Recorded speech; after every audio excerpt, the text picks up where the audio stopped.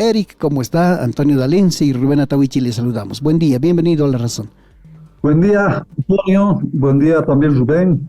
Un gusto de estar con ustedes y un gusto de abordar este tema tan importante para el país como es la actividad minera. ¿Por qué no comenzamos por ahí entonces, Eric? Cuéntenos cómo ha crecido, cómo ha aumentado, cuál es en este momento la situación de la actividad minera en esta región del país, en el norte, en el río Madre de Dios y concretamente la minería del oro. Con todo gusto, Antonio, ¿no? Sí, Antonio. Antonio, con todo gusto, pues, en el norte de La Paz, ¿no? Esto es tradicional, ¿no? Esto no es de ahora, es de hace muchos años atrás. Hay explotación minera, específicamente del oro por el norte de La Paz, ¿no? Estamos hablando de Mapiri, Tipuán, Iguanay, pues por el río Tuichi.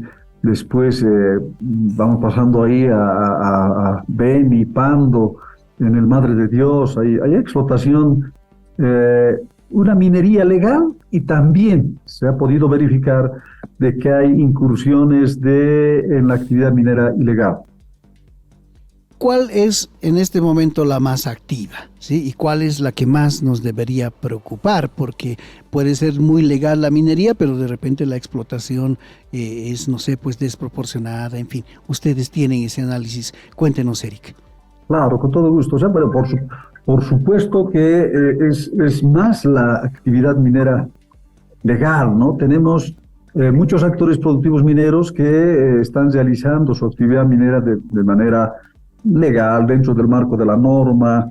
Entonces ellos tienen muchos de ellos tienen derechos preconstituidos. Los derechos preconstituidos son aquellas concesiones que hubiesen obtenido antes de la Constitución Política del Estado, después de la Constitución Política del Estado, antes de la Ley 535, ¿no? Entonces, esos se constituyen en derechos preconstituidos. Estos derechos preconstituidos están sujetos a una adecuación a la actual norma, ¿no? Entonces estamos en ese proceso, hay muchos actores productivos mineros que están en ese proceso, y también hay otros actores productivos mineros, 455 contratos administrativos mineros que desde la gestión 2016 se han suscrito, que también les da el derecho para realizar actividad minera. Por supuesto de que en toda la actividad minera, ¿no?, hay una parte que es la minería ilegal. Son aquellas personas naturales o personas jurídicas que, qué sé yo, o sea, están viendo la cosa fácil y se están entrando a algunas áreas a explotar este recurso natural, específicamente el oro, ¿no? Pero bueno, nosotros tenemos información de esta actividad minera ilegal. Nosotros hacemos inspecciones periódicas. Nuestras direcciones departamentales y regionales en todo el territorio del país están haciendo inspecciones, ¿no? Estamos obteniendo información. Con esa información lo que nosotros hacemos llamamos una inteligencia, ¿no? Acá en escritorio preparamos, vemos cuántas personas están incursionando en este delito, cómo se está realizando la actividad minera, en qué horarios, etcétera, etcétera. Hacemos esa inteligencia para después preparar una acción operativa, ¿no? Es así que desde noviembre, tengo las estadísticas desde noviembre, porque anteriormente, entre las gestiones 2016, 17, 18, 19, ¿no?, hasta donde tenemos datos, porque lastimosamente gestión 2020 no hay mucha información, se han hecho muchos operativos, Antonio y Rubén. Desde noviembre del año pasado, ¿no?, desde que asumí yo la dirección de la Autoridad Jurisdiccional Administrativa Minera, hemos hecho 6 operativos, ¿no?, y básicamente más en el norte de La Paz, Beni, Pando, pero también hemos hecho operativos en otras regiones del territorio nacional, ¿no? Entonces, tenemos esa información, estamos luchando contra esta minería ilegal.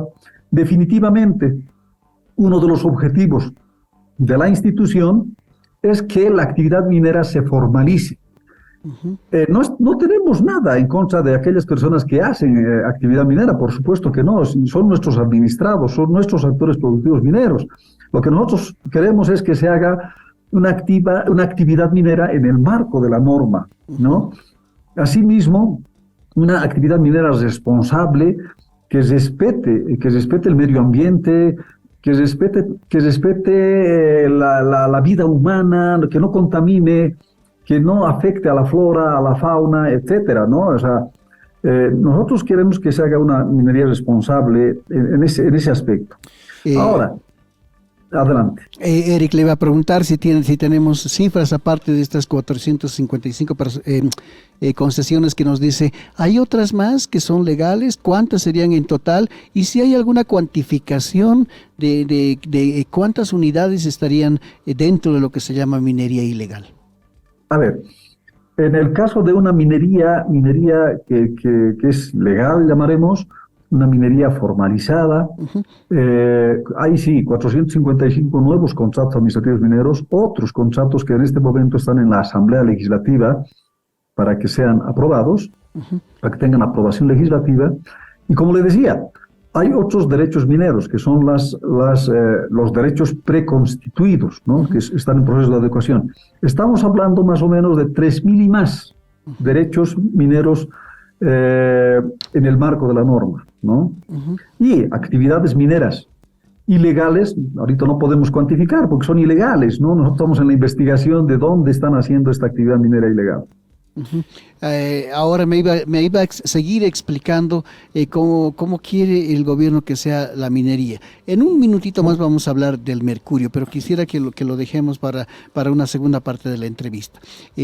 ¿Cómo se puede avanzar, Eric, entonces, para formalizar a todos estos que en este momento están trabajando fuera de la norma? No, pues, pero con todo gusto, Antonio. A ver, se está haciendo lo siguiente, pero no se está haciendo, sino que tenemos un marco legal, ¿no? Empezando desde la Constitución Política del Estado, que habla de los recursos naturales, de la explotación de los recursos naturales, ¿no? En ese marco se ha aprobado la Ley 535 en 2014. En esta Ley 535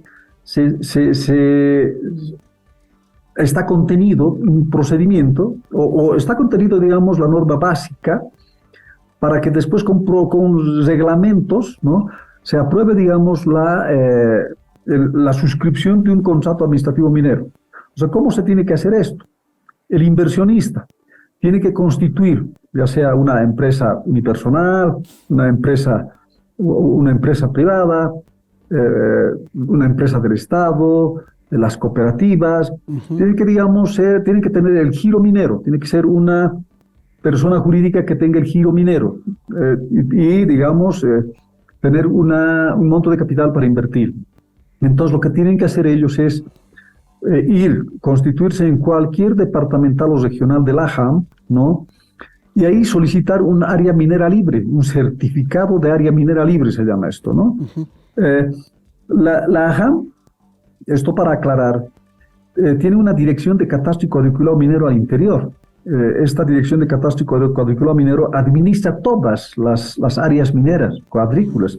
Todo el territorio del país está cuadriculado, en otras palabras, ¿no? Entonces, ahí nosotros tenemos cada cuadrícula codificada. Entonces, sabemos qué cuadrículas son libres. O sea, no hay un titular en esa cuadrícula, no hay un derecho minero. Entonces, viene acá el actor productivo minero y solicita este certificado de área minera libre, y ahí empieza su trámite, formaliza eso y solicita un contrato administrativo minero. Entonces el proceso avanza, él tiene que cumplir ciertos requisitos que están establecidos en el reglamento y hasta la suscripción de un contrato administrativo minero. Pero acá también hay que resaltar un aspecto muy importante, Antonio, que es el proceso de consulta previa. Hay una etapa en el trámite que se llama consulta previa. Y esta consulta previa lo único que busca es el respeto de los derechos, ¿no?, de los pueblos indígenas, de las comunidades campesinas, pueblos afrobolivianos. Entonces, lo que se tiene que hacer es ver dónde se va a establecer el proyecto minero y ver en el entorno a este proyecto minero establecer los sujetos de consulta, se llama el procedimiento, ¿no? Sujetos de consulta vale decir aquellos pueblos indígenas o comunidades campesinas que pudieran ser afectados con el proyecto minero, ¿no? Ahora, el efecto puede ser positivo y negativo. Negativo porque,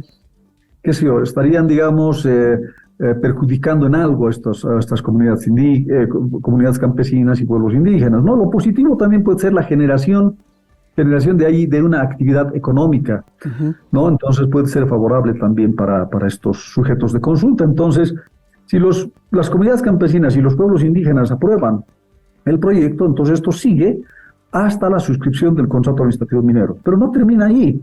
Este contrato administrativo minero, con la minuta suscrita, se manda a la Asamblea Legislativa a través del Ministerio de Minería, ¿no? Ministerio de la Presidencia, para que en la Asamblea Legislativa se dé la aprobación legislativa. Tiene que salir una ley del Estado que apruebe estos contratos administrativos mineros. Y bueno, ahí ya tiene el derecho minero este inversionista para llevar adelante la actividad minera, pero no lo puede hacer sin antes conseguir una licencia ambiental, sin antes tramitar y obtener una licencia ambiental. Entonces, hay todos esos filtros, Antonio, Rubén, hay todos esos filtros para que se haga una actividad minera en el marco de la normativa vigente. Ingresando, Eric, al caso de la interdicción a la minería ilegal en el Madre de Dios, según la justificación del Ministerio Público y también de la policía, hicieron ese trabajo previa información de inteligencia de la autoridad jurisdiccional minera. ¿Qué información logró conseguir la JAM? ¿Cómo se operaba? ¿Qué características tenía la explotación ilegal de oro en el Madre de Dios? ¿Cuántas cooperativas? ¿Cuántas organizaciones? Nos decía el otro día el ministro de Minería que hay 11 cooperativas que trabajan legalmente en el Madre de Dios. ¿Y estas otras cómo trabajaban? ¿Bajo qué condiciones? ¿Nos puede explicar brevemente, por favor, Eric? Claro que sí, Rubén, con todo gusto. Sí, hay unas... más que todo áreas. Hay una cooperativa en el Madre de Dios que sí tiene derechos preconstituidos, que sí tiene derechos para trabajar, y lo está haciendo así, ¿no? Pero bueno, también se ha visto de que uno de nuestros administrados, y lo sentimos que haya sido así, uno de estos administrados no esté trabajando en el área que le corresponde, en el área donde tiene derechos, sino que se ha ido un poco más allá, ¿no? Ha incursionado en áreas libres para realizar su actividad minera.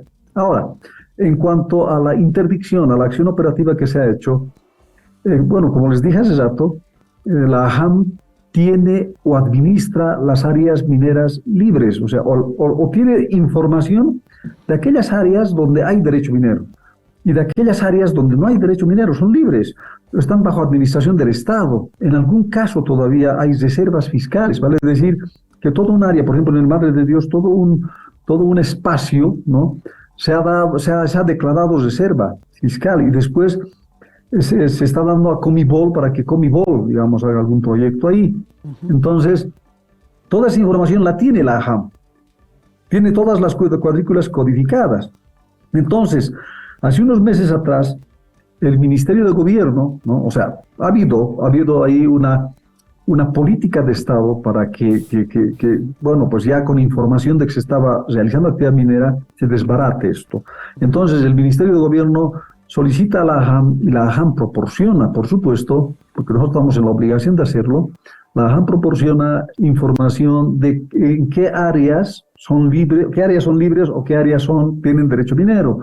Entonces, con esta información, Rubén, se ha hecho una inteligencia. Inteligencia se llama ahí los especialistas del Ministerio de Gobierno, de la Policía Nacional, han hecho una evaluación, han hecho un análisis de cómo se estaba llevando adelante esta actividad minera, cuántos eran, cómo eran, en qué horario, todo eso supongo, ¿no? Se ha hecho una inteligencia y producto de esa inteligencia, el pasado 14 de julio, se ha hecho una acción operativa donde, bueno, pues se ha verificado en flagrancia la comisión de este delito de minería ilegal. Eso es lo que ha pasado, Rubén. Ahora podemos pasar, por favor, Eric, al uso del mercurio, que es uno de los aspectos que más preocupa por cuanto se trata de un elemento altamente contaminante. Hay planes, ayer por ejemplo acá se ha firmado un convenio, ¿no? El Ministerio de Minería ha firmado un convenio con una empresa también y con algunas cooperativas para comenzar a cambiar el uso del mercurio por una tecnología mucho más avanzada. Entendemos que ese es el proyecto ahora, Rubén, que se quiere encarar. Eric nos va a explicar seguramente cómo se puede avanzar para ir dejando de lado el uso del mercurio. Eric, por favor. Con todo gusto, Antonio. Por supuesto de que yo también les voy a tal vez aclarar un poquito todo esto. Sin embargo, antes de entrar, digamos, en ese tema, quiero también decirles las competencias y las atribuciones que tiene esta institución, ¿no?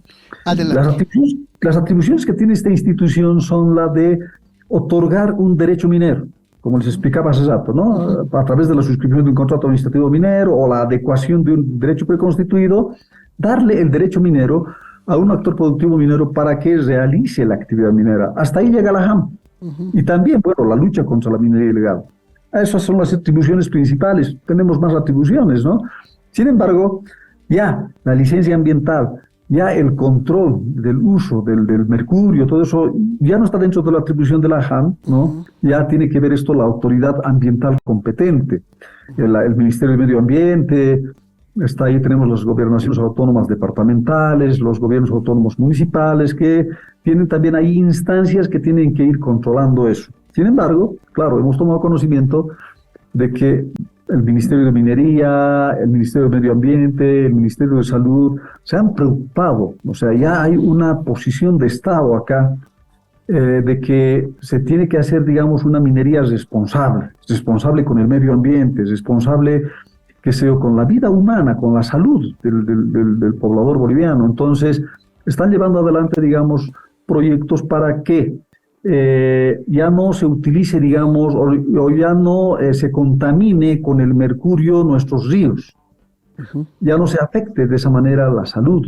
Entonces, por ejemplo, ahí tanto el ministro de Minería como el ministro de Medio Ambiente explicaban de que hay un proceso efectivamente con la utilización del mercurio, pero que se llama retorta, ¿no? Se utiliza el mercurio y se vuelve se lo vuelve a obtener este mercurio ya utilizado en la concentración del oro, ¿no? Del oro como metal, y después se lo vuelve a obtener este mercurio y se lo vuelve a reutilizar. Entonces ahí no hay una contaminación, si queremos, muy baja o nula, ¿no? Pero no hay otros proyectos, ¿no? Que dicen que, por ejemplo, hay un convenio de Minamata que dice que no se debe utilizar mercurio. Entonces, la tendencia de nuestra minería, la tendencia de la actividad minera en cuanto a la obtención del oro, tiene que ir cambiando en ese rumbo, Rubén y Antonio.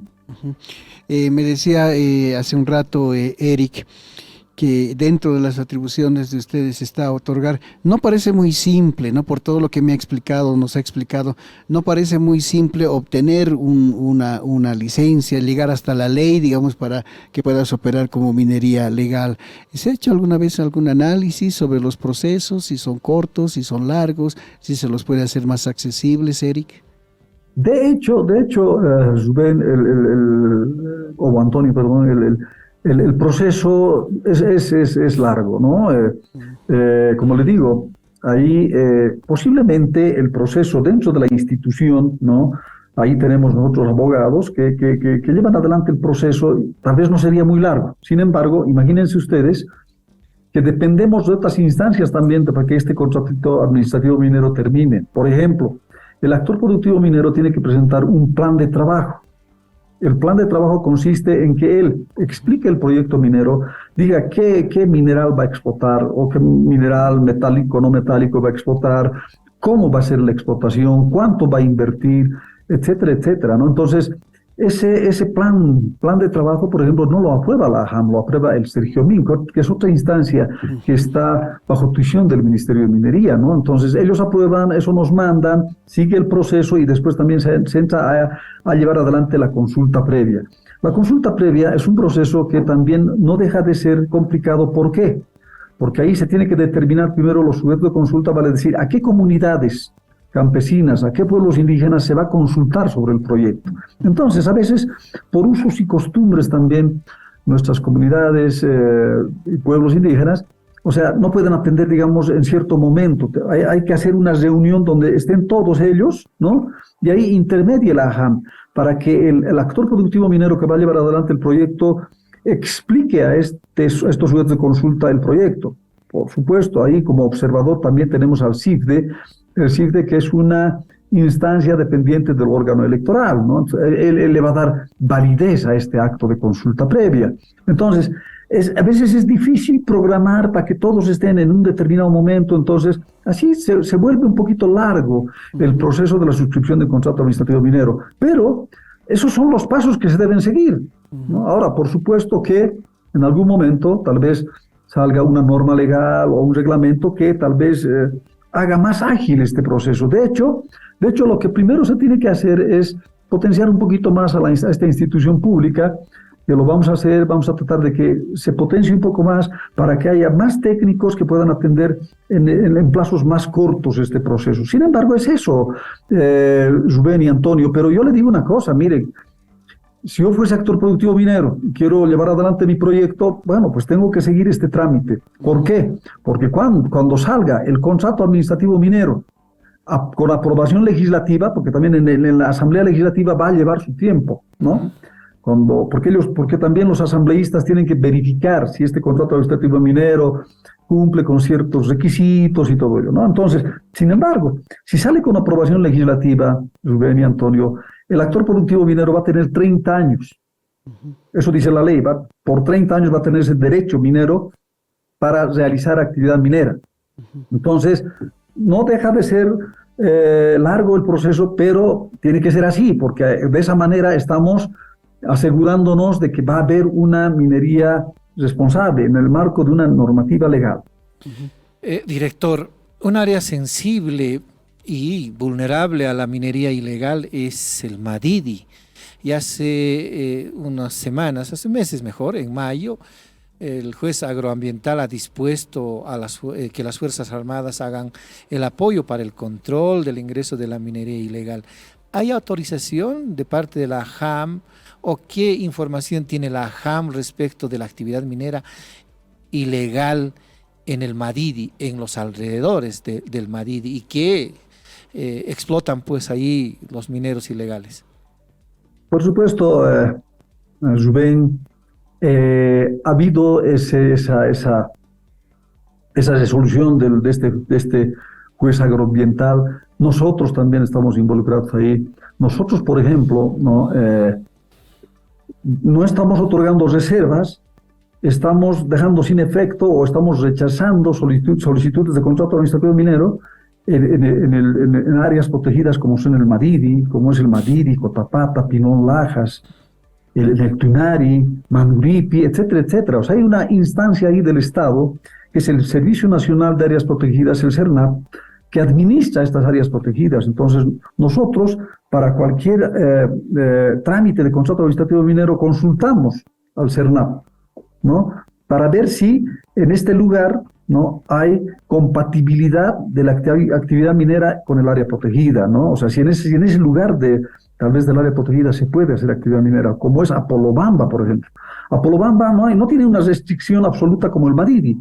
Entonces, en algunos lugares sí puede tal vez realizarse actividad minera. El SERNAP tiene que sacar un certificado, o nos tiene que hacer llegar un certificado de compatibilidad de uso, se llama esto, ¿no? Entonces, de esa manera se va a preservar de que no se realice actividad minera o no otorgar derechos mineros en determinados lugares. Ahora, por supuesto, de que nosotros, reitero, en el marco, en obediencia, digamos, a esta resolución del juez agroambiental, lo que hemos hecho es, no otorgar reservas, suspender las solicitudes de contratos administrativos mineros en todas estas áreas. Rubén, entonces, nosotros estamos acatando ello. Ahora mismo se van a hacer reuniones, se van a intercambiar información. Y bueno, pues, o sea, ahí también las otras instancias del gobierno, como son las Fuerzas Armadas, policía, etcétera, coadyuvarán para que esto se cumpla. No hay ni una otorgación entonces de reserva en el Madidi y en las áreas sensibles de los alrededores. Así es, Rubén, no se puede hacer ninguna reserva en el Madidi, pero acá hay que también tener esta información, ¿no? Y esto es bueno, digamos, resaltar, es bueno aclarar que en el Madidi o en las otras áreas protegidas hay derechos preconstituidos.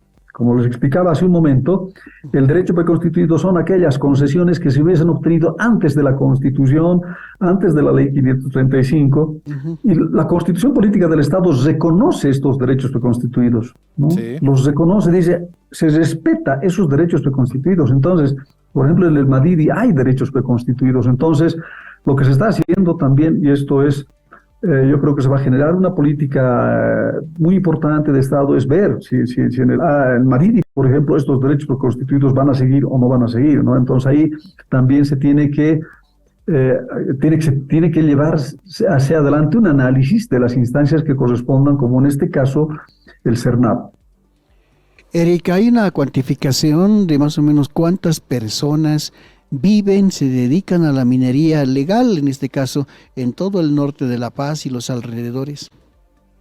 A ver, lo que nosotros sí les podemos dar el dato es de cuántos actores productivos mineros no tienen, digamos, derechos para realizar actividad minera. Pero ahí ustedes tienen que ver también de que hay gente que está trabajando y son contratados, ¿no? Entonces ahí es un poquito difícil el cuantificar cuántas personas involucradas hay, ¿no? Hay muchos derechos mineros otorgados ahí, son derechos preconstituidos, y los derechos que se han suscrito después de la Ley 535, ¿no? Entonces ese dato sí lo podemos manejar, pero el dato de cuántas personas trabajan ahí es un poquito difícil. Le preguntaba esto porque tradicionalmente se conoce a toda esta zona como una zona aurífera, minera, ¿no? Y entendemos a ratos de que toda la población o todas las personas que viven en estas poblaciones se dedican exclusivamente a la actividad minera. ¿Es tanto así o hay otras actividades también que acompañan, digamos, a la minería en estos lugares? A ver, claro. En el norte de La Paz, ¿no? Principalmente, que se pues, por todas estas regiones, empezando del Guanay, Mapiri, Tipuani, Apolo, etcétera. Claro, la actividad, o sea, la base económica de estas regiones es la minería, ¿no? La economía gira en torno a esta actividad que es la minera. Sin embargo, también podemos ver ahí de que hay agricultura, hay industria. Sin embargo, hay, la actividad minera, al ser la base económica, hace de que hayan, digamos, empleos directos o empleos indirectos, ¿no? Como ser la prestación de servicios gastronómicos, etcétera, etcétera, ¿no? Entonces, reitero nuevamente, la base económica es la minería por todo ese sector. Perfecto, Eric. Le vamos a agradecer todo este tiempo que nos ha ofrecido, por todos los datos también que nos ha entregado. Seguramente lo vamos a estar convocando en otra oportunidad para seguir con esto que ha resultado tan interesante, es la minería del oro, la minería en el norte de La Paz. Eric, muchas gracias, que tenga buen día. Será hasta una próxima oportunidad. No, pues las gracias a ustedes por darme este espacio, y si me regalan un minuto más, claro, les agradecería. Sí. Bueno, solamente resaltar y exhortar a todas aquellas personas que estuviesen incursionando en este delito, en este ilícito que es la minería ilegal, no lo hagan, porque es un delito que está tipificado en el Código Penal, ¿no?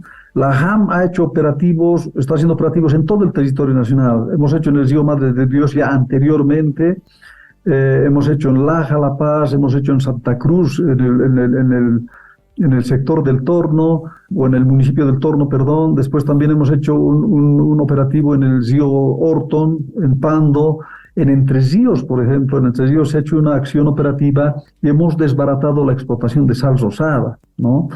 Y bueno, pues estamos haciendo, hasta ahorita ya tenemos 45 inspecciones en todo el territorio del país.